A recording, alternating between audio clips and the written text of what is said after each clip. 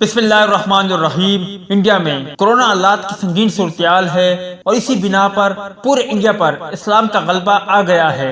मतलब कि इस्लाम मुकम्मल तौर पर काबिज हो गया है। पूरे इंडिया पर इस्लाम तबलीगी जमातों और हमारे प्यारे आका हज़रत मोहम्मद सल्लल्लाहु अलैहि वसल्लम की तारीफें हो रही है। यहाँ तक कि इंडिया ने अपने झंडे पर भी मोहम्मद सल्लल्लाहु अलैहि वसल्लम का नाम लिख लिया है।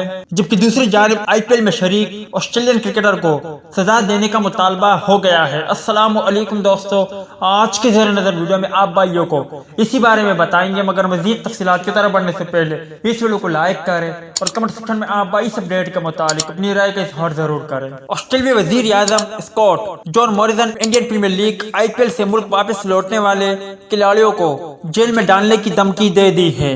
गैर मुल्की मीडिया के मुताबिक भारत में कोरोना केसेस में इजाफे के बाद ऑस्ट्रेलिया ने भारत से आने वाली परवाजों पर पाबंदी आयद कर दी और अहकामात की खिलाफ वर्जी करने वालों को जेल में डालने की धमकी दे दी, जिसके जिद में ऑस्ट्रेलिया क्रिकेटर भी आ गए जो IPL के लिए भारत में मौजूद थे। ऑस्ट्रेलिया हुकूमत ने ऐलान किया है कि कोई भी शख्स भारत के रास्ते मुल्क में आया तो उसे 5 साल के लिए जेल और 3,70,000 पाउंड जुर्माना किया जाएगा।